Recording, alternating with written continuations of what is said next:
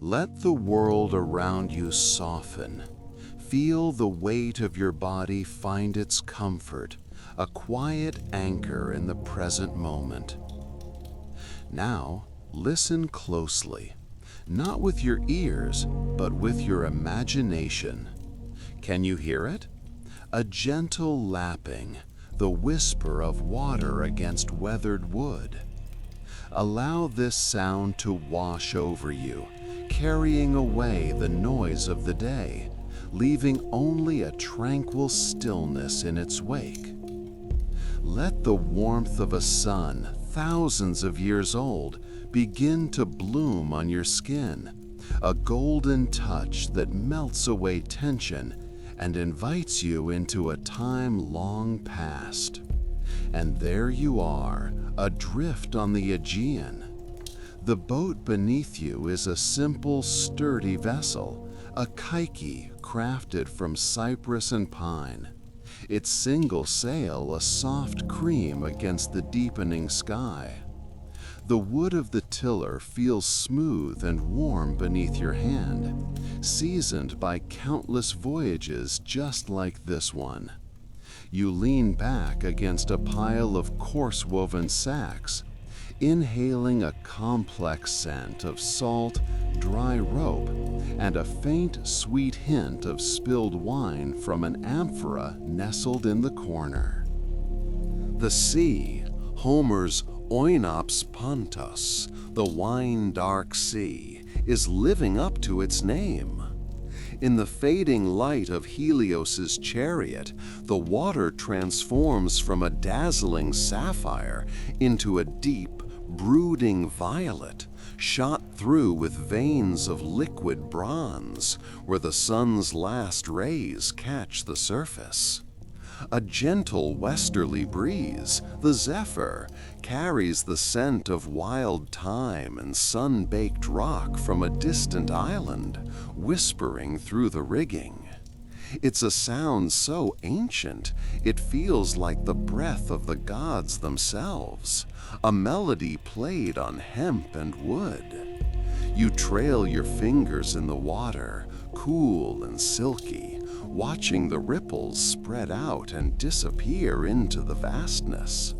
The water feels alive, a liquid tapestry woven with myth. Is this where Icarus fell? Where the sirens sang their fatal song? The thoughts are not alarming, but are part of the landscape, as natural as the gulls that cry overhead.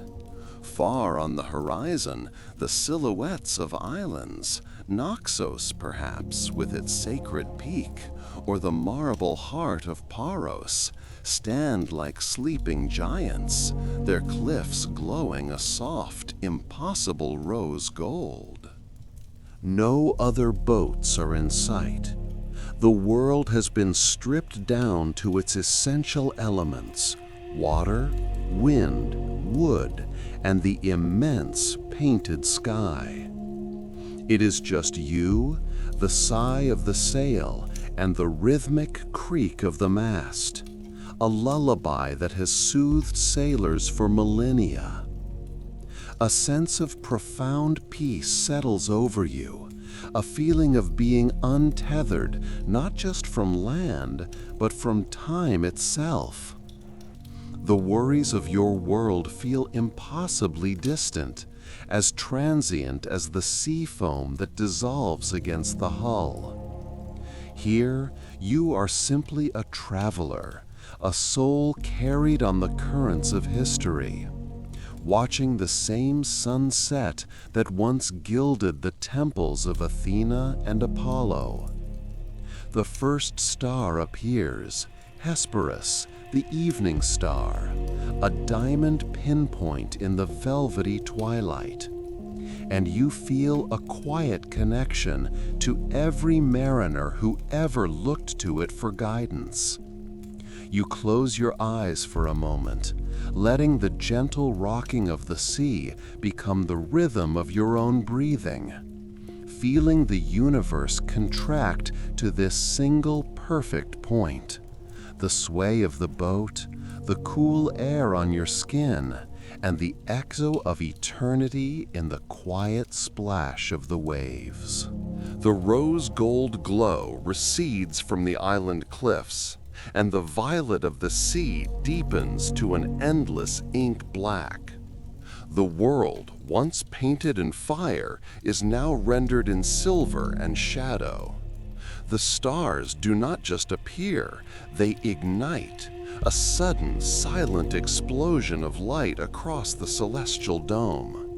The Milky Way, a feature you've only ever seen in faded photographs, is a brilliant, shimmering river overhead, a spill of divine dust. A new chill creeps into the air, raising goosebumps on your arms. It rouses you from your reverie, a quiet call to action. You move from the stern, your bare feet sensing the subtle grain of the wooden deck. Below, in the small cabin, the air is thick with the comforting scent of cedar and old rope.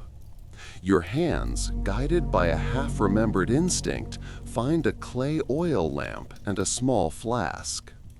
Back on deck, you shield the wick from the braze, and with a strike of flint, a small golden flame flickers to life. It trembles, then steadies, casting a warm, intimate circle of light. The vastness of the sea and sky retreats slightly, held at bay by this single defiant spark. This small glow is your hearth, your anchor in the deep. From a satchel, you pull out your meager but perfect dinner. A hunk of coarse bread, a handful of wrinkled salt-cured olives, and a wedge of sharp goat cheese. You pour wine, dark and rich, from a clay amphora into a simple cup, watering it down as the ancients did. The taste of each is impossibly vivid. The bread is earthy, the olives are a burst of brine and sun.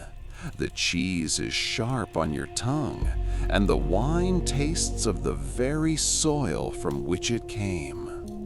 It's a meal that has been eaten on these waters for 3,000 years.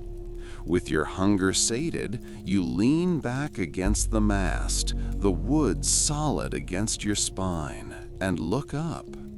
You are no longer just an admirer of the night sky. You are its student. Your eyes trace the patterns, finding the great she-bear, Arctos, and her cub. You follow the arc of her tail to find Arcturus, a fleck of orange embers. Opposite, Queen Cassiopeia sits on her throne.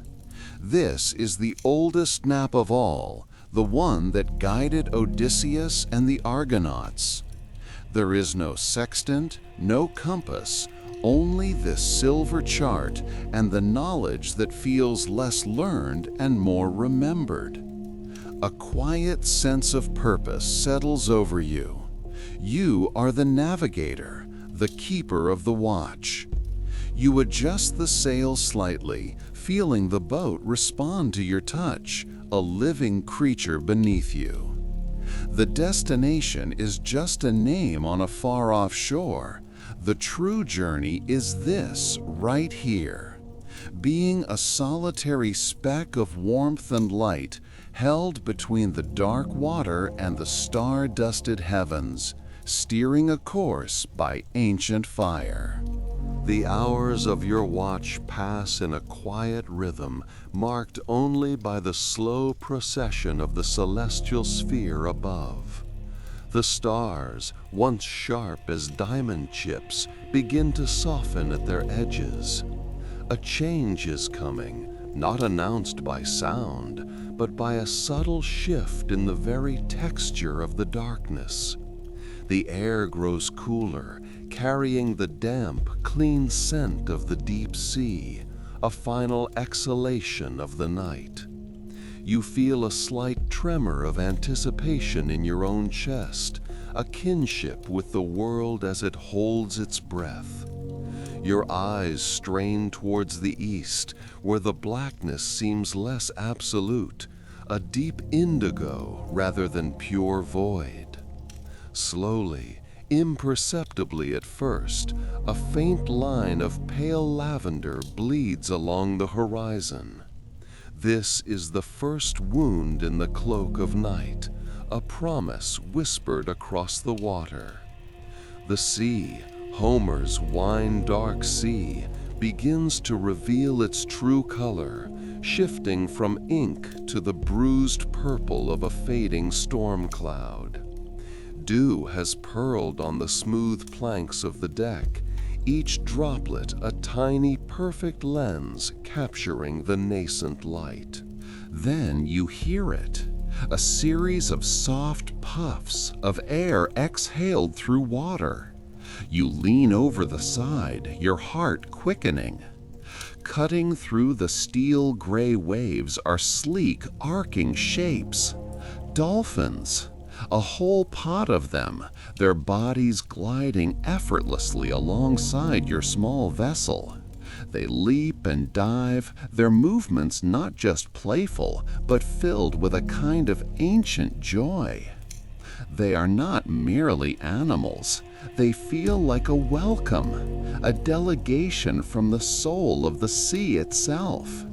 In the growing light, you can see their intelligent eyes watching you, and you feel an overwhelming sense of acceptance, of being exactly where you are supposed to be.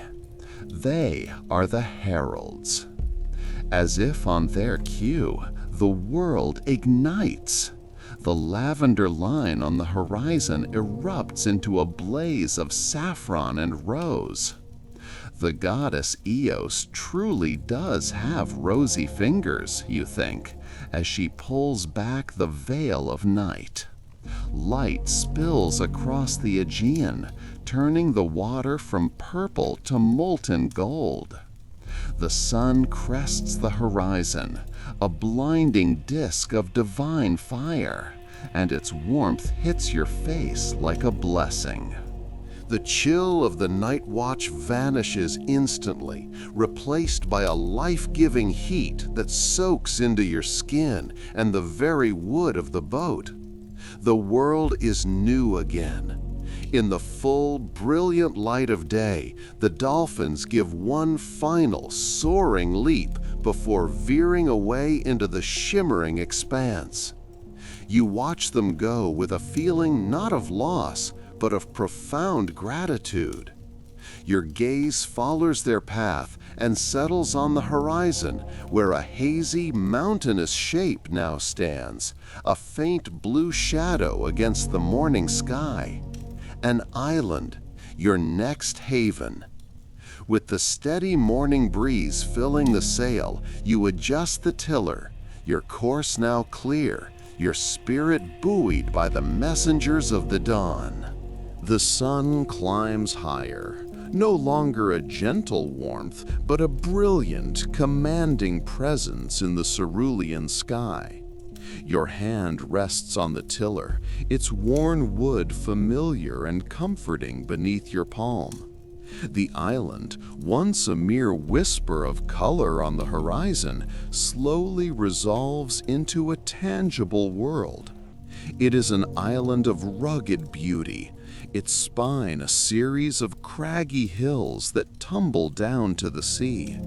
You can see gashes of green where olive groves cling to the slopes, and darker patches that must be cypress or pine. The breeze carries a new scent now, no longer just the clean salt of the open water, but something earthy and herbal. It's the fragrance of wild thyme and oregano, baked by the sun on hot stone, a perfume that speaks of land, of stillness, of home. You guide your vessel along the coastline, searching for a safe harbor. Gulls wheel overhead, their cries sharp and inquisitive. The water beneath you has changed again, From deep indigo to a breathtaking turquoise in the shallows, so clear you can see the smooth, sun-bleached stones on the seabed below. You round a rocky headland, and there it is, a perfect crescent of a bay, sheltered from the wind. A beach of white pebbles gleams, and a handful of small, brightly painted fishing boats are drawn up on the shore, their nets spread out to dry like fine lacework. There is no bustling port, no sign of a large town, only a few whitewashed stone houses nestled amongst the trees a short way up the hill. This is a place of quiet life. With careful movements, you lower the sail. The sudden silence is profound, broken only by the gentle lapping of waves against the hull. You drop anchor in the crystalline water and wade the final few feet to shore, the cool water a welcome shock against your sun-warmed skin. The pull of the boat onto the pebbles is a satisfying, grating sound, a sound of arrival. You stand on solid ground, closing your eyes for a moment, feeling the unmoving stability of the earth. When you open them, you see a narrow path leading up from the beach. Curiosity, stronger than your fatigue, pulls you forward. The path winds through the fragrant scrub, the air humming with the buzz of bees. It leads you to an ancient olive grove. The trees are gnarled and powerful, their silver-green leaves shimmering in the light. Some look so old they might have witnessed Odysseus himself sailing these same waters. Beneath the shade of one of these titans sits an old man, his hands as wrinkled and tough as the olive bark, busy mending a net. He looks up as you approach, his eyes a startlingly bright blue in his sun-creased face. He doesn't speak, but he gives you a slow, deliberate nod. It is not a challenge, but an acknowledgement, an acceptance. In that simple gesture, you understand you are welcome here. You are not an intruder, but a fellow traveler who has found a momentary sanctuary. You nod back, a sense of profound peace settling over you. The sea brought you here, but for now, the land is your respite. You take a few steps closer, the dry earth soft under your sandals. You place a hand over your heart in a simple gesture of greeting and thanks. The old man watches you, his blue eyes holding a deep stillness, like the sea on a windless day. He sets aside the shuttle and his half-mended net, pushing himself to his feet with a quiet grunt. He is not tall, but his presence feels as rooted and enduring as the ancient trees around you. He beckons with a slight tilt of his head, a silent invitation to sit. You lower yourself onto a smooth, sun-warmed rock near the base of the great olive tree, feeling the immense living history in its bark against your back. The man turns and walks with a slow, steady gait to the nearest of the whitewashed houses. You are left alone in the dappled shade, the scent of wild thyme and dust in the air, the rhythmic drone of cicadas the only sound. He returns moments later, carrying a small unglazed earthenware jug and two simple clay cups. He places them on a flat stone between you. Without a word, he pours a dark red liquid into each cup. The wine smells of sun-baked earth and dark berries. He then unwraps a cloth to reveal a small round of pale goat's cheese and a handful of dark, wrinkled olives, their skin glistening with oil. He pushes the food gently toward you. This is his language. There are no questions about where you came from or where you are going. There is only the here and now, the shade, the food, the shared silence. You lift the cup. The wine is rough and honest, warming you from the inside out. You taste the sharp, salty cheese and the intense, bitter fruit of the olives he has offered. It is the most profound meal you have ever eaten, a communion with this land, offered by its guardian. You eat slowly, savoring each taste as the afternoon light lengthens, turning the silver-green leaves of the grove to gold. As you sit together, the sky begins its slow transformation. The sun, a fiery orb, sinks towards the horizon, spilling a palette of orange, rose, and violet across the heavens. The Aegean, visible through a gap in the trees, catches the light and shatters it into a million shimmering pieces. The water turns from sapphire to liquid bronze, and the distant islands become stark, purple silhouettes against the blaze. The old man watches it with you, his expression unreadable but serene. He has seen this spectacle 1,000 times, yet it seems he has lost none of his reverence for it.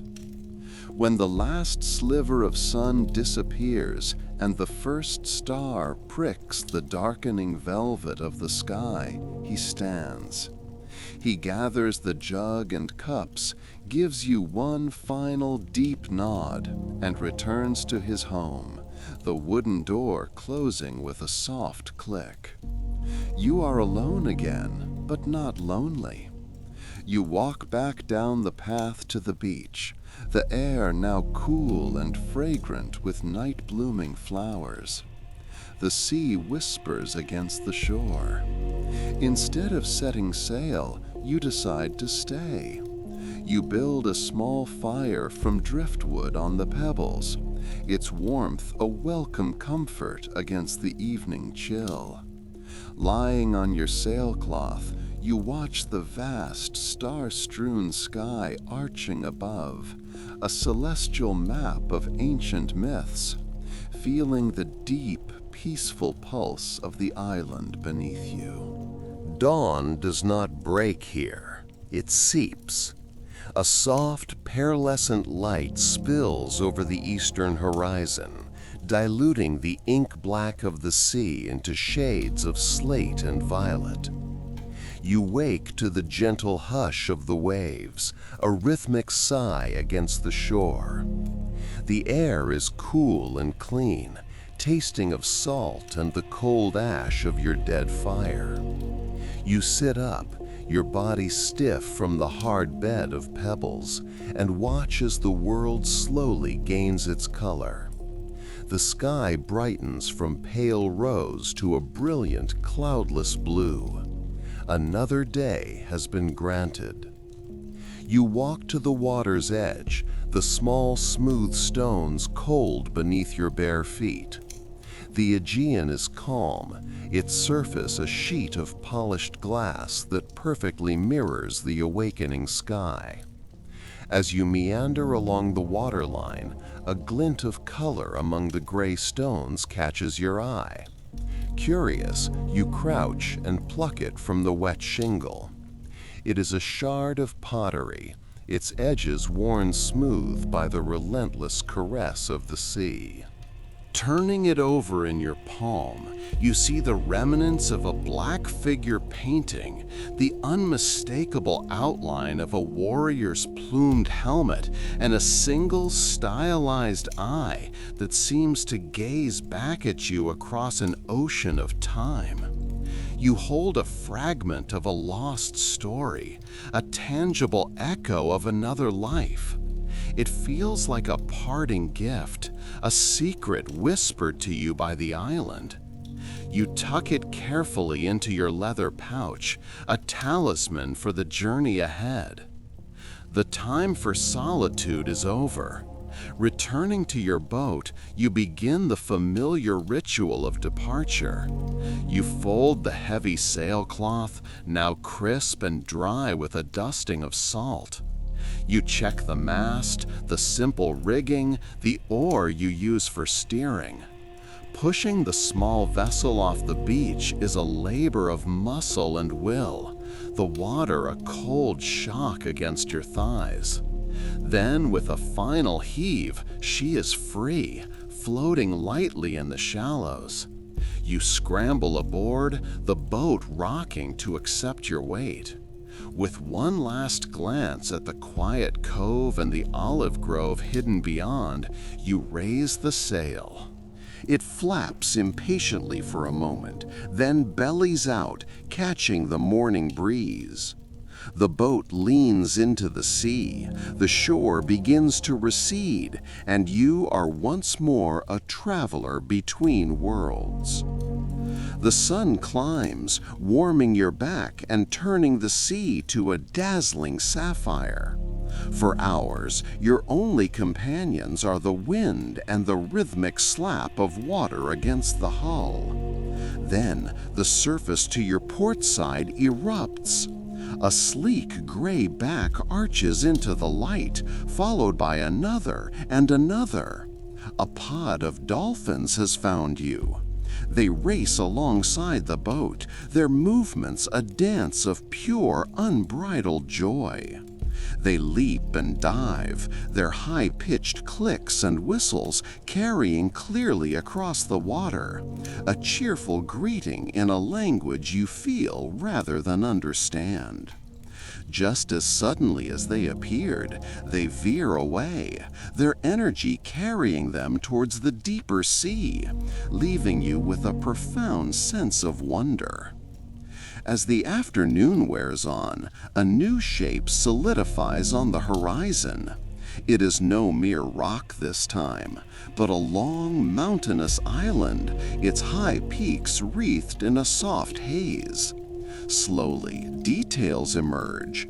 Terraced slopes, patches of dark green cypress, and the unmistakable white gleam of distant buildings clinging to a hillside above a natural harbor.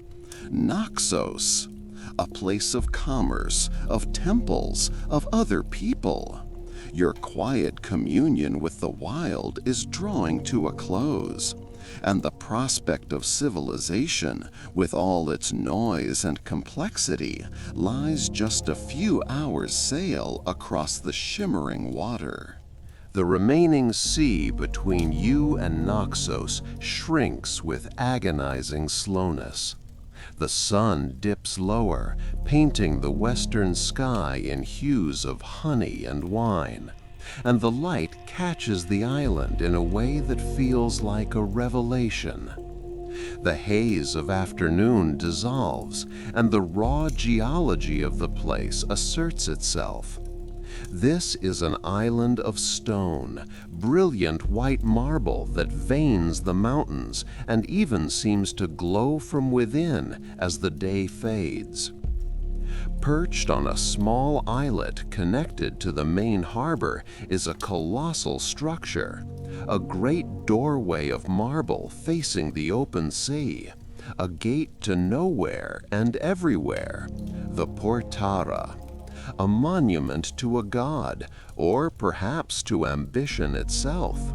It stands as a silent, monolithic greeting.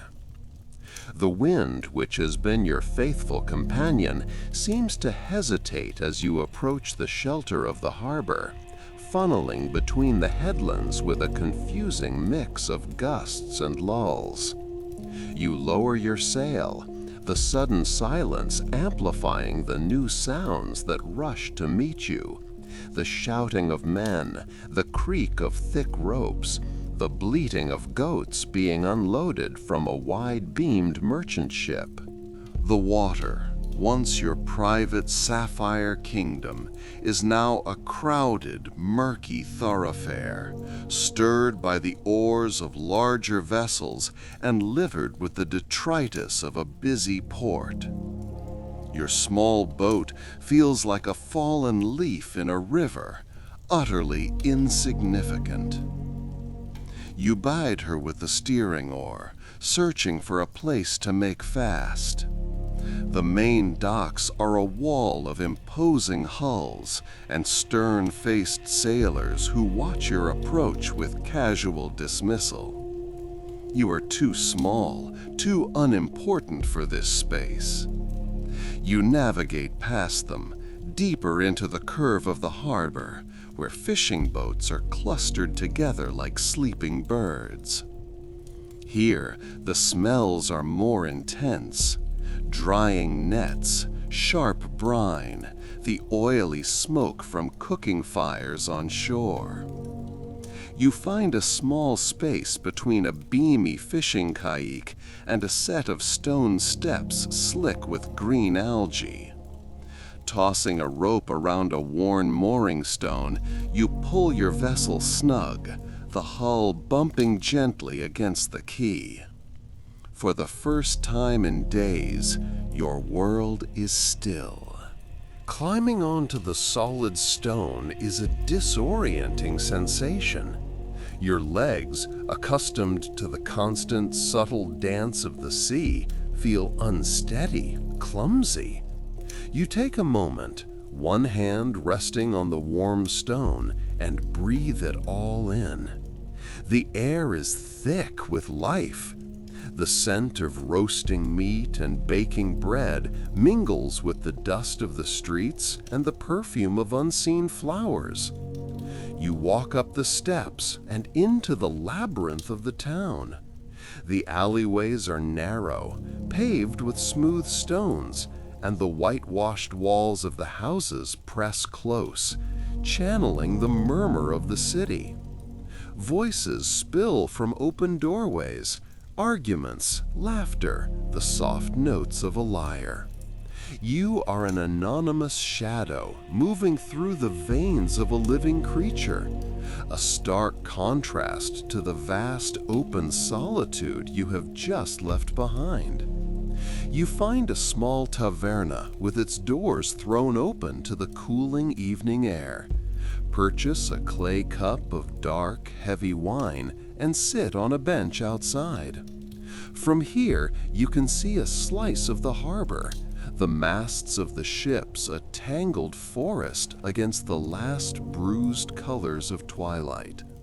Among them, you can just make out the simple, familiar line of your own mast.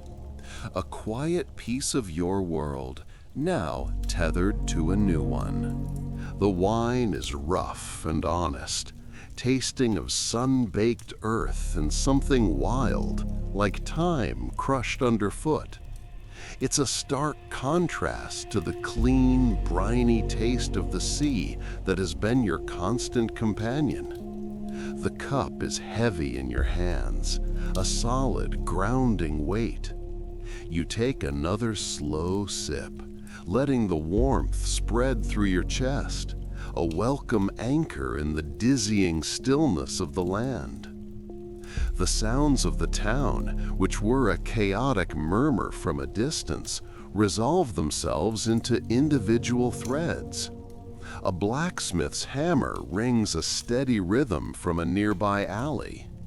Two men at a table behind you argue passionately about the price of olives, their hands punctuating the air. A woman sings a lullaby from a window overhead, her voice a thin, sweet ribbon in the tapestry of noise. This is the world you left behind, and returning to it feels like waking from a long dream.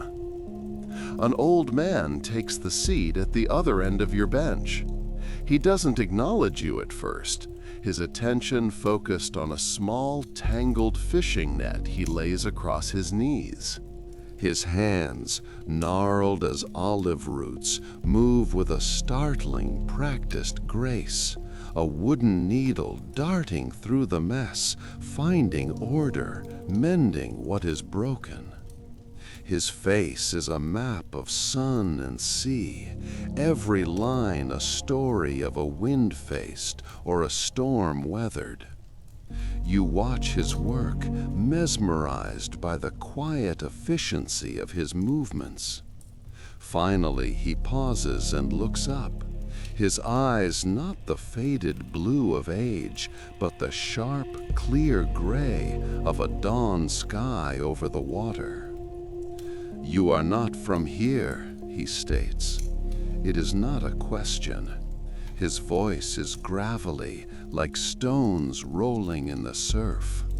"Your boat is too clean, and you hold your cup like you expect it to move." You offer a small smile, admitting he is right. You tell him you have come from the south, following the coast, with no final harbor in mind. He makes a low sound in his throat, a noise of amusement and perhaps pity. "A man with no harbor is a ghost," he says, his needle resuming its dance. "The sea will swallow ghosts. You need a name to whisper to the wind, a place to pull you forward." You offer a small smile, admitting he is right. You tell him you have come from the south, following the coast, with no final harbor in mind. He makes a low sound in his throat, a noise of amusement and perhaps pity. "A man with no harbor is a ghost," he says, his needle resuming its dance. "The sea will swallow ghosts. You need a name to whisper to the wind, a place to pull you forward." He falls silent for a moment, tying a complex knot with a flick of his wrist. Then he lifts his chin, gesturing out toward the dark water beyond the harbor's mouth. "Have you seen the unmoving island?" You shake your head. He nods as if expecting this. "Delos," he says, and the name itself seems to have weight. The sea there is clever. It guards the island. The currents are like serpents, and the winds are born in the whispers of the gods who were born there themselves, Apollo, Artemis. He speaks their names as if they are old neighbors. Many have tried to land and been turned away. But if you are patient, if you show respect, the way will open. To stand before the stone lions at sunrise, to feel the silence of a place where no man is permitted to be born or to die, that is a thing that changes the soul. It gives you a new anchor, one that you carry inside. He finishes his work, the net now whole and strong. He gathers it in a neat pile, stands, and gives you a simple nod.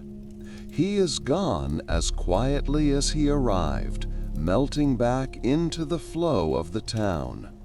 You are left with the taste of wine, the echo of his words, and a new name on your mental map: Delos.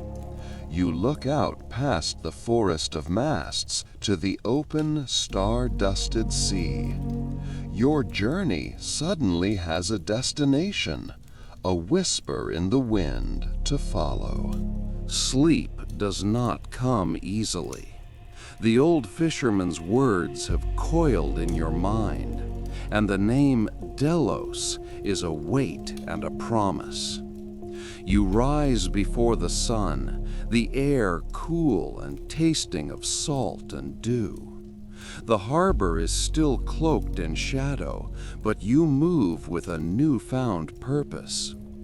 You refill your water skins at the town well, purchase a round of fresh, dense bread, and a handful of olives from a baker already wiping flour from his brow, and stow them aboard your vessel. Each action feels deliberate, a preparation not just for a voyage, but for a pilgrimage. You cast off the lines as the first sliver of the sun sets the eastern sky ablaze. The sea beyond the harbor walls is a sheet of hammered gold. The wind is a gentle friend at your back, filling your sail with a soft sigh and pushing you away from the familiar coast of Paros. For a time, the sailing is easy, almost idyllic. The larger island of Naxos slides by to your starboard, its high, rugged mountains still holding the last of the night's shadows. Then you feel it, a subtle shift in the boat's motion. The fishermen had called the currents serpents, and now you understand. The tiller, once steady in your hand, begins to twitch and pull with a life of its own. It is not the violent bucking of a storm, but something more insidious, a sly and constant pressure that tries to turn you from your course. The surface of the water, though barely broken by waves, seems to writhe with an invisible energy. Your boat is caught in a wrestling match you cannot see, a contest of wills between your simple keel and the ancient power of the sea. You remember his other words, if you are patient, if you show respect. You don't fight the current. You don't strain against the tiller until your muscles burn. Instead, you listen. You ease the sail, letting it soften and breathe. You feel the deep pulse of the water through the wood of the boat. You learn its rhythm, yielding to a sudden sideways pull, then using the slingshot momentum of its release to gain a few feet in the right direction. It is a slow, hypnotic dance. Your world shrinks to the tautness of the main sheet in your hand, the hum of the wind, and the subtle language of the water against the hull. Hours pass. The sun climbs high, beating down on your neck. And then, through the shimmering heat haze, you see it. A low, stony smudge on the horizon, a stark contrast to the high peaks of the surrounding islands. It is exactly as the old man described it, the unmoving island. As you sail closer, a strange thing happens. The serpentine currents seem to relax their grip, as if acknowledging your persistence. The turbulent water grows calm, its color shifting to a startling, luminous turquoise. The island resolves itself from a smudge into a landscape of weathered rock, sun-scorched earth, and the faint, geometric lines of ancient ruins.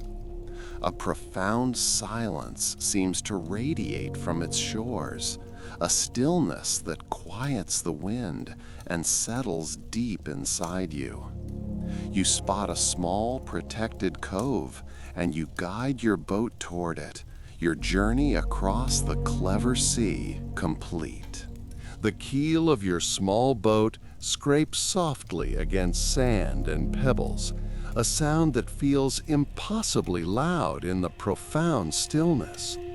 You swing your legs over the side, and the shock of the cool turquoise water on your sun-baked skin makes you gasp.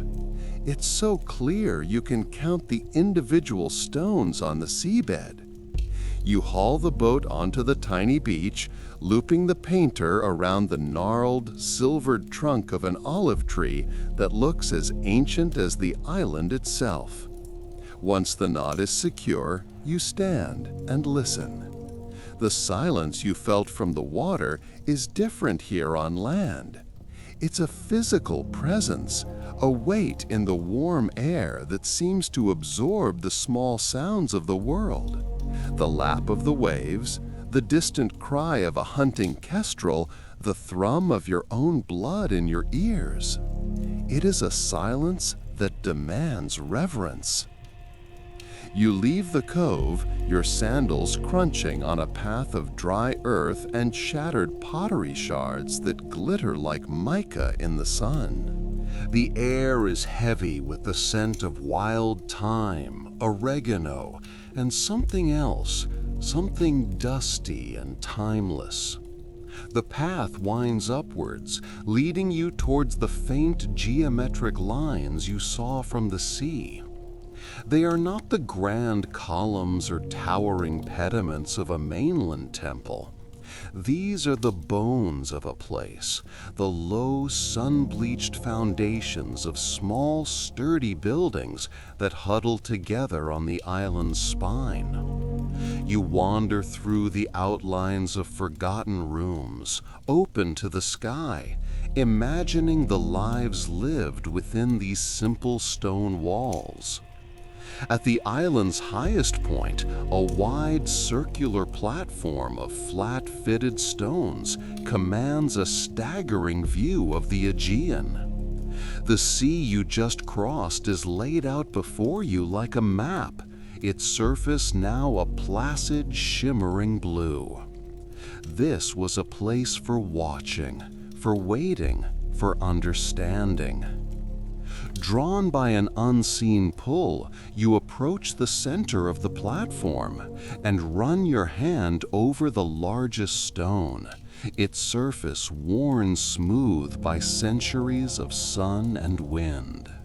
Your fingertips catch in a series of shallow grooves. Curious, you kneel, brushing away a film of fine orange dust. It's a carving. Not an inscription of words, but a diagram, a swirling, spiraling pattern of interlocking lines that writhe and twist from the edges of the stone towards the center. You recognize it instantly. It is the sea. It is a map of the serpentine currents, the clever water that tested you so thoroughly. And there, in the very center of the maelstrom, where this island should be, is a simple, stylized carving of an open eye. A shiver runs through you despite the heat. This wasn't just a settlement, it was an observatory, a place of knowledge. The island didn't defy the currents, it understood them. The people who lived here didn't fight the sea, they listened to it, learned its secret language, and etched it into stone. The old fisherman's words echo in your mind. The journey wasn't the trial was the key. The eye in the stone seems to hold your gaze, a silent question hanging in the ancient air. Now that you have arrived, what will you learn to see? The sun dips lower, casting long, ethereal shadows that stretch from the ruined walls and fill the hollows of the carved stone. You stay kneeling for a long time, tracing the spiraling map with your finger, feeling the cool, permanent truth of it. This isn't just a map, it's a memory, a piece of ancestral knowledge left for those who could pass the sea's test and find their way here. The eye is not a warning, but an invitation to see. Finally, you rise. The air has cooled, carrying the scent of salt and wild thyme from the sun-baked earth. You walk back to the edge of the circular platform and look down at the Aegean.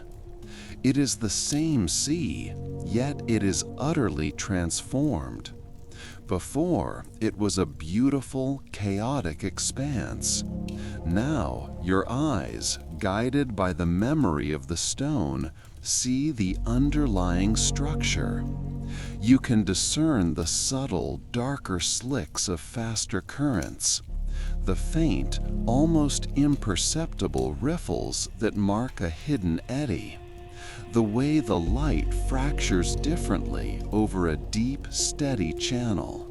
The sea has begun to speak to you, not in words, but in patterns of light and shadow, in the texture of its skin.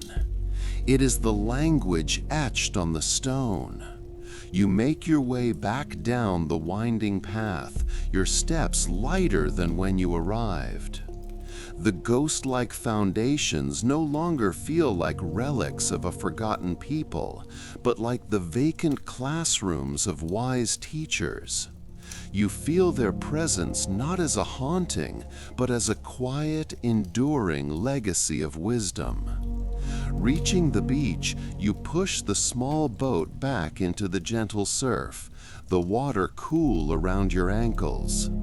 The sail catches the evening breeze, a soft sigh that ripples the canvas. Instead of charting a direct course back to the main channel, you pause. You let the boat drift, your hand resting lightly on the tiller, your gaze fixed on the water. You are not a conqueror imposing your will upon the waves. You are a listener, waiting for a whisper. You see it then, a line of deeper blue, almost a vein of sapphire in the turquoise, flowing away from the island's protective cove. It's one of the spirals from the stone map, a current that looks like it's heading in the wrong direction, a path you would have fought against just this morning. But now you understand. Trusting the stone, you angle the rudder, guiding the boat not against the current, but into its embrace. The effect is immediate and magical.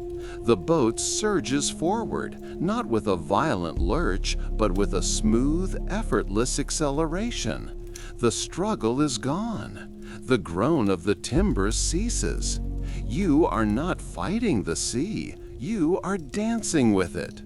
The serpentine current, the same one that coiled around you like a trap, is now your guide. Its powerful, unseen hand on your hull, pulling you swiftly and safely into the heart of the dying light. As the island shrinks behind you, a single point of rock in a sea of molten gold, you understand the fisherman's parting words. The journey wasn't the trial was the key. Now, with the sea's secret language unfolding before you, the entire Aegean has become the lock. The sun bleeds out below the horizon, and the world is painted in deepening shades of indigo and violet. You are no longer sailing, you are being carried. The current, this unseen river in the sea, holds your small boat in its steady, purposeful grip. The wind in the sail is no longer your engine, but a gentle accompanist to the deeper music of the water. You trail your fingers over the side, feeling the swift, cool flow, a living pulse beneath the hull. It feels ancient, a pathway worn smooth by millennia of tides and moons you can only guess at. Darkness does not bring fear. Instead, it unveils a new map above you. One by one, the gods light their signal fires in the heavens, and the familiar constellations emerge like old friends. But tonight, you see them differently. They are not just markers for navigation, but a reflection of the patterns below. The curve of the Great Bear seems to mirror the arc of the coastline you can just barely sense in the gloom. The river of the Milky Way is a celestial echo of the very current that now guides you. The river pulls you toward a narrow strait between two larger sleeping islands. Their black massives rise on either side, blotting out the stars and creating a corridor of profound darkness. Before, you would have fought to stay in the open sea, fearing the rocks and treacherous shallows that surely lurked here. Now, you hold the tiller steady, a silent act of faith. The water here is faster, whispering and chuckling as it funnels through the gap. You are moving with impossible speed, yet with a smoothness that feels utterly safe. You are not a trespasser in the dark. You are an invited guest, traveling a secret road known only to the water and the stone. It is then that you see it. Ahead, another light. Not a star, for it bobs and sways with the rhythm of the sea. It is a small clay lantern, its single flame a warm, honeyed gold against the cool silver of the starlight. It is mounted on the bow of a boat identical to your own, also riding the heart of the current. A lone figure sits at its tiller, a silhouette against the lantern's glow. There are no shouted greetings, no signals exchanged. Words would feel like a sacrilege here. The figure slowly raises a hand, not in a wave, but a simple, open-palmed gesture of acknowledgement. You return it. For a timeless stretch, you travel together, a silent flotilla of two on this hidden artery of the Aegean, sharing a knowledge that needs no language. Just as you grow accustomed to the quiet companionship, you feel the current begin to slow, its powerful grip softening. It is not abandoning you, but delivering you. The strait opens into a vast circular bay, a perfect amphitheater of cliffs cradling a pool of absolute stillness. The current dissolves into this placid water, its journey complete. Your companion's boat glides away toward a sliver of beach on the far side, their lantern shrinking to a pinprick before vanishing. You are left alone in the center of the bay. The water is a sheet of black glass, and the reflection of the heavens is so perfect, so complete, that you can no longer tell where the sea ends and the sky begins. You are floating in a bowl of stars.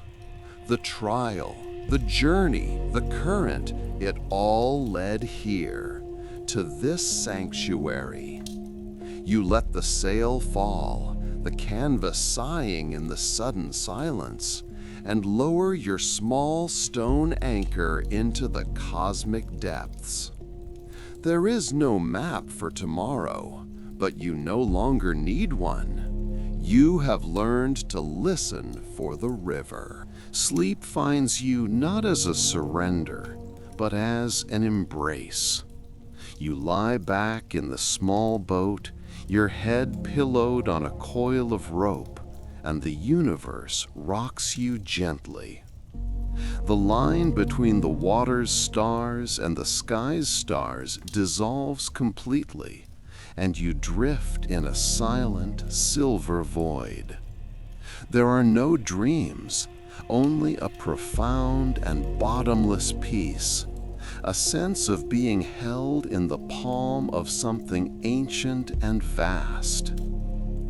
You are woken not by a sound, but by a change in the quality of the light.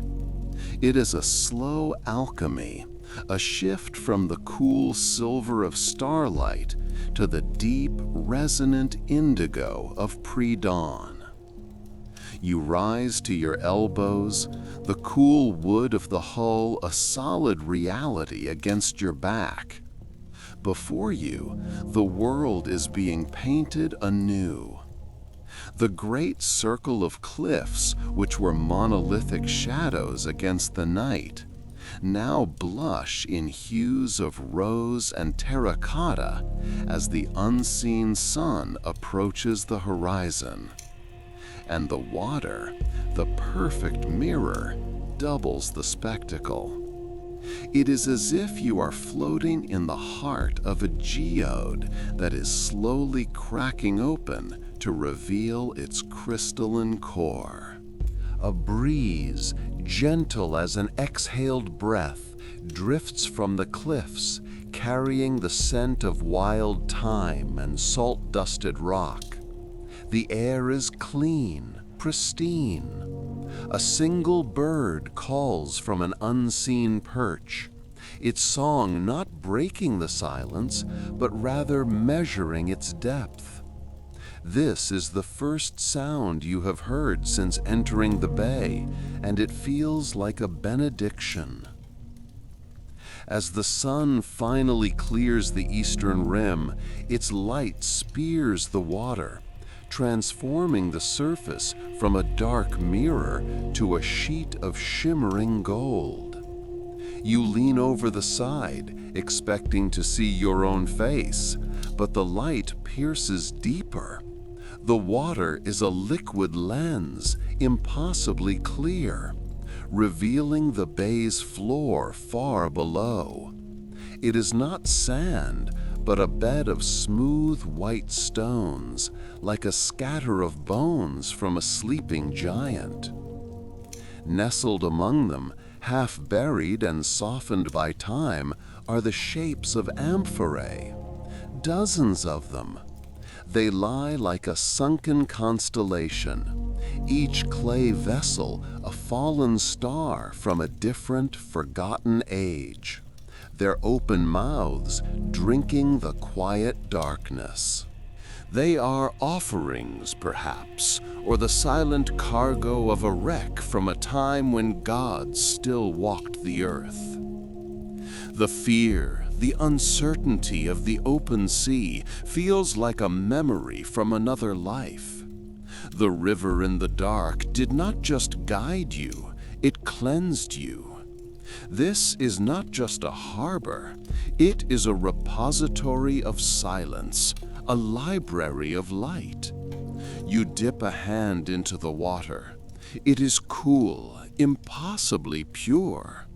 You have arrived, not at a destination on a map, but at a state of being. And for now, that is more than enough. The sun climbs, and the initial wonder of arrival settles into a deeper, more insistent curiosity. To see this underwater graveyard from the surface is one thing, to visit it is another. The desire is not one of plunder, but of pilgrimage. You need to close the distance between your time and theirs. Without a second thought, you shed your tunic, leaving it in a heap on the warm deck. The sun feels hot on your skin, a stark contrast to the invitation of the cool, clear water below. You stand at the gunwale, a moment suspended between two worlds. Then you dive. The entry is a clean, sharp shock. The air is violently expelled from your lungs, and the world of sound and warmth is instantly replaced by one of pressure and profound silence. The only sound is the muted thrum of your own blood in your ears. You are an intruder here, a warm-blooded creature in a cold, timeless kingdom. You open your eyes, and the water, laced with salt, stings for a moment before clearing. The world below is now immediate, undiluted by the shimmering refractions of the surface. The sunlight filters down in wavering, ethereal columns, like the supports of a temple built from light itself. You drift downwards, pulling yourself through the water with slow, deliberate strokes. The amphorae grow larger, resolving from abstract shapes into individual, tangible objects. Each one is a unique casualty of time, some half swallowed by the white seabed, others lying on their sides as if they had just tumbled over. Small silver fish dart between them, flashes of living mercury in the quiet gloom. You reach the bottom, your bare feet sinking slightly into the smooth, cool stones. You are standing in the past. You run a hand over the nearest vessel. The surface is rough, colonized by a thin, velvety layer of algae and the hard little circles of ancient sea life. It feels like touching the skin of a stone leviathan. You peer into its dark mouth, but see only shadow. You move to the next and the next. They are silent storytellers, their tales locked away. Then you see it. On the curved shoulder of a particularly large amphora, partially scoured clean by some long-forgotten current, are markings. Not accidental scratches, but deliberate lines. You brush away the silt with your thumb. It is a symbol, etched into the clay before it was fired 2,000 years ago. A trident, crude but unmistakable. The mark of a sea god, or perhaps just a merchant with a boastful name. It doesn't matter. It is a signature from a ghost. A hand reaching out across the abyss of centuries to touch yours. Your lungs begin to burn, an urgent, painful reminder of your fleeting mortality. You cannot stay. You plant your feet and push off from the seabed, rocketing upwards towards the shimmering, distant ceiling. You break the surface with a desperate gasp, shattering the bay's perfect mirror. Air, sweet and sharp, floods your lungs. You cling to the side of your boat, your heart hammering against your ribs, blinking in the brilliant, painful sunlight. The water streams from your hair and face. You are back in your own time. But you have left a part of yourself down below and brought a piece of that silence back up with you. The bay is no longer just a sanctuary. It is a tomb, a treasure, and its secret is now yours. You haul yourself over the side of the boat, your muscles screaming in protest. You lie there for a long moment on the warm, sun-bleached wood, a dripping, gasping creature caught between two worlds.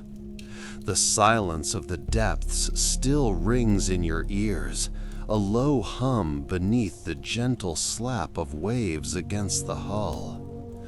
The weight of the water is gone, but the weight of what you saw remains. A cool, heavy pressure in your chest. The bay, once a simple anchorage, now feels sacred and haunted. Every ripple on its surface seems to guard the story below. The sun has dipped lower, painting the western sky in strokes of apricot and rose. The day is ending, and you know you cannot stay here. To linger would feel like trespassing, like a grave robber waiting for nightfall. With a deep breath that still feels like a miracle, you push yourself to your feet. Salt water drips from your hair, tracing cold paths down your back as you move with a new, deliberate purpose. You untie the sail cover, the canvas stiff under your fingers. You work methodically, your hands remembering the familiar tasks your mind is still struggling to process. The anchor chain feels impossibly heavy as it comes up, link by clattering link, as if you are pulling it not from the sandy bottom, but from the clutches of the past itself. With one last look at the placid, inscrutable water, you turn the boat's nose towards the open sea. The sail catches the evening breeze with a soft whump, billowing out like a held breath finally released. The boat heels slightly, gathering speed, and the Bay of Secrets begins to recede. You don't look back. You can feel it behind you, a presence as real as an island. As you sail, the world transforms. The light softens, melting the hard edges of the distant islands into hazy, purple silhouettes. The sea is no longer a simple blue, but a shifting canvas of liquid gold, deep violet, and fiery orange where the sun's last rays kiss the waves. The air grows cooler, carrying the scent of salt and wild thyme from unseen shores. You are alone, but the feeling is different now. The ghosts from the seafloor have come with you. They are in the whisper of the wind that fills your sail, in the creak of the hull, in the first star that pierces the deepening twilight. The trident burned into the clay is now burned into your memory. It was more than a mark. It was a connection, a proof of life that defied the all-consuming silence. You are no longer just a traveler skimming across the surface of this ancient sea. You are a keeper of its secrets, a custodian of a single, silent moment from 2,000 years ago. The course you chart now feels less like your own, guided by some unseen current, pulling you towards a destiny you can't yet fathom. The sun finally sinks below the horizon, and you sail on into the starlit darkness, a tiny, mortal vessel carrying an immortal story. The world shrinks to the dimensions of your small boat, a floating cradle on an infinite sea of black silk. Above, the stars are not silent specks, but a deafening chorus of light. You see them as they were meant to be seen, undimmed by the glare of the modern world. A brilliant, chaotic spill of diamonds across the heavens. The Milky Way is a ghostly river, and you feel you are sailing upon two seas at once, the dark water beneath and the celestial ocean above. The only sounds are the rhythmic shush of water against the hull and the low thrum of the wind in the rigging. A constant conversation in a language you are just beginning to understand. You find yourself unconsciously tracing the shape of a trident against the tiller with your thumb. The memory of the amphora is a warm coal glowing in your chest. Who was this person, this soul from 2 millennia past? A fisherman praying to Poseidon for a bountiful catch? A sailor marking his vessel's stores? Or a warrior, his spear-like symbol a promise of return? The anonymity of the mark is what makes it so powerful. It could be anyone, And so it becomes everyone who ever set sail on these waters with hope and fear in their heart. You are no longer just sailing your route, you are completing theirs. You glance at the soft, artificial green glow of your GPS. It feels alien here, an intrusion of cold logic into a world of myth and mystery. Your paper charts, tucked safely below, seem equally useless. They can show you rocks and reefs, but they cannot show you the pathways of the soul. Your eyes drift upwards again, searching for a more authentic guide. And then you see him. Rising with slow, majestic certainty above the dark line of the horizon is Orion, the Great Hunger. His 3-star belt is a slash of impossible clarity, and his sword hangs at his side.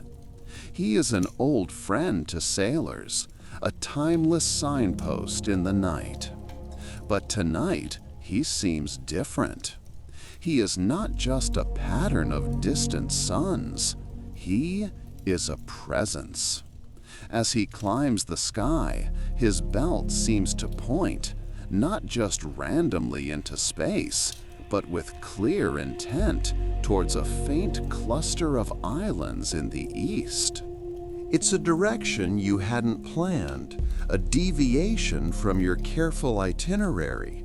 It's a path towards the ancient, sacred heart of the Cyclades. A decision forms, not in your mind, but in your gut. It's a quiet, certain command. You ease the sheet, letting the sail catch the wind at a new angle, and turn the tiller. The boat responds instantly, swinging its nose to align with the celestial hunter.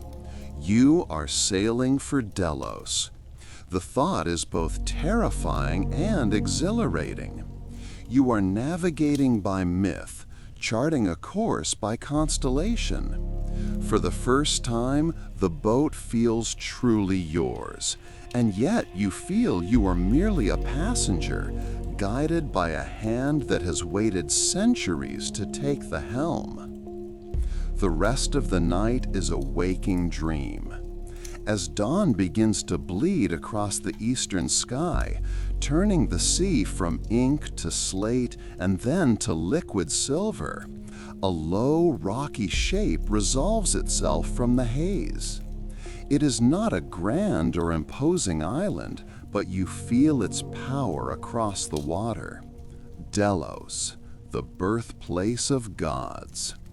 You have answered a silent call across time, and as the first rays of sun strike the ancient stones of the island, you feel you are not arriving at a destination, but coming home. The splash of your anchor feels like a shout in a library. The chain rattles into the turquoise water, its sound unnaturally loud in the profound stillness that blankets the cove. Delos holds its breath, and you hold yours with it.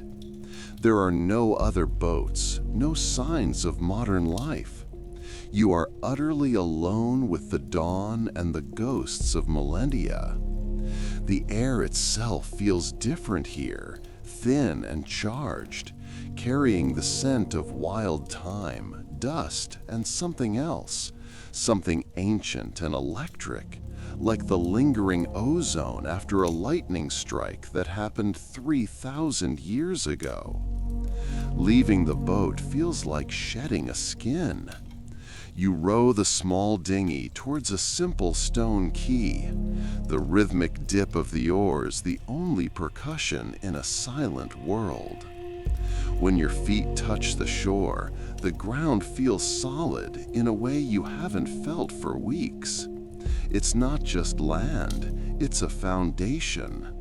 You feel a tremor through the soles of your worn sandals, a vibration of countless footsteps, pilgrims, priests, merchants, slaves that have come before. You begin to walk with no map but instinct.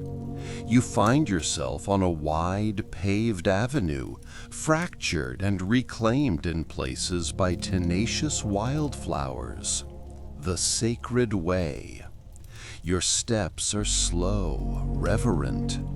To your left and right, the skeletons of colonnades and treasuries stand open to the sky.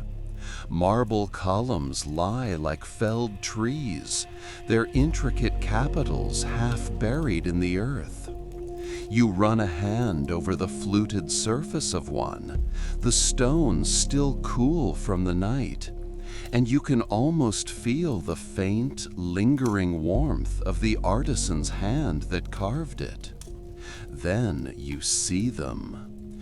Guarding the path, perched on their haunches, are the lions. They are replicas, you know this intellectually. The originals are safe in a museum. But your soul doesn't care for such facts. Made of coarse Naxian marble, they are weathered by centuries of sun and salt-laced wind. Their features smoothed into minimalistic suggestions of power. Yet they are fiercely, undeniably alive. They are not roaring, they are watching. Their blind, stone eyes seem to follow you, their lean bodies tense, eternally ready to spring. They guard the sacred lake, now a dry, circular depression overgrown with reeds, but your mind's eye fills it with shimmering water. You can almost see the phantom swan, hear the cries of Leto giving birth to Apollo and Artemis, the divine twins of sun and moon. You sit on a low wall in the shadow of one of the great cats and look back at your boat, a tiny white sliver in the bay. From here, it looks temporary, insignificant. The journey that felt so epic now seems like a single small step on a much longer path. Orion didn't guide you here just to see ruins. He guided you to a source. This island isn't a graveyard of the gods, it's a cradle. You realize that the myths aren't just stories told. They are energies to be felt, currents to be navigated. You came seeking adventure, but you have found an origin. The sun warms the stone you're sitting on, and as you close your eyes, the whisper of the wind through the tall grasses sounds less like the wind and more like a name being spoken on a long, drawn-out breath. The name settles into you, not as a sound, but as a certainty. Artemis. The wind spoke her name, the twin of the sun god whose cradle this island is. You open your eyes. The late afternoon sun has turned the world to gold and honey. The stark white of the marble is softened. The shadows of the columns stretch long and deep, like fingers pointing the way back. You rise, the ancient stone warm against your palm one last time, and begin the walk back down the sacred way. Everything is different now. Before, you saw history. Now, you feel presence. You notice the tenacity of life clawing its way through the ruins. A wild caper bush, its delicate orchid-like flowers unfurling from a crack in a temple floor. A small, fearless lizard doing push-ups on the sun-baked head of a fallen Kouros statue. The air is thick with the scent of wild thyme and oregano, crushed underfoot on your way back to the small cove where your dinghy waits. The journey back to your boat is a crossing of thresholds. From the land of gods back to the world of mortals. From the eternal past to the fleeting now. As your small inflatable bumps against the hull of your sailboat, you look back at Delos. It seems to hum with a silent, powerful energy, an island untethered from time. Climbing aboard, the familiar creak of the deck and the scent of salt and wood feel grounding. This vessel is your shell, your shield, your companion. You unroll your charts on the cockpit table. The planned route is a sensible, well-traveled line north to the windmills of Mykonos. But your eyes drift south, past the bulk of Naxos, to the smaller, scattered islands that look like chips of marble flung across the blue. The lesser Cyclades, wilder, remoter, less touched. The whisper of Artemis was not a call to a temple, but to the wilderness she protects. You find it on the chart. Kairos, an uninhabited island, a protected archaeological site, known for its mysterious broken figurines from a civilization far older than the one that built Delos. An origin before the origin. The decision is made without thought, a gut pull towards the unknown. You won't leave now in the brash light of day. You will leave under her watch. As dusk bleeds purple and indigo across the sky, you prepare the boat. You eat a simple meal of bread, olives, and cheese as the first stars prick the velvet darkness. Then she rises. The moon, nearly full, climbs above the dark silhouette of the island, so bright it feels like a second dawn. It lays a shimmering silver road across the water, a path leading away from this sacred harbor. You work in silence, your movements economical and sure. The anchor comes up with a low groan, breaking the surface with a splash of liquid moonlight. You unfurl just a hint of sail, enough to catch the gentle night breeze. The boat glides out of the bay, the only sound the soft sigh of water parting at the bow. You leave Delos behind, a sleeping giant under a blanket of stars. You are at the helm, the cool wood familiar in your hands. The moon is your lamp, Orion your old friend off the starboard bow. This is not the same journey you started. You are no longer a tourist sailing through a postcard. You are a pilgrim, following a whisper on the wind, sailing a course set by the moon. The world dissolves into three elements: the deep, star-dusted velvet of the sky, the cool, lacquered wood of the helm beneath your palms, and the restless, shimmering water. The moon's path is no longer a road ahead, but a churning sea of liquid silver all around you. Each wave crests with a flicker of borrowed light. Each trough is a pool of infinite dark. This is a lonelier, more profound silence than any temple's. The only sounds are the creak of the rigging taking the strain of the breeze, and the constant, rhythmic shush of the hull cutting through the water. You are the shuttle on a vast, dark loom, weaving a solitary thread across the Aegean. To your right, the immense, sleeping bulk of Naxos is a shadow that blots out the stars. You feel its presence more than you see it, a gravitational pull of earth and stone. The wind funnels through the channel between it and its sister island, Paros, quickening its breath. The boat heels, and you respond instinctively, adjusting the sails, feeling the delicate balance between the power of the wind and the resistance of the water. This is a conversation, not a command. You are not conquering the sea. You are being permitted a brief, humble passage. Suddenly, the water beside you erupts in pale, ghostly light.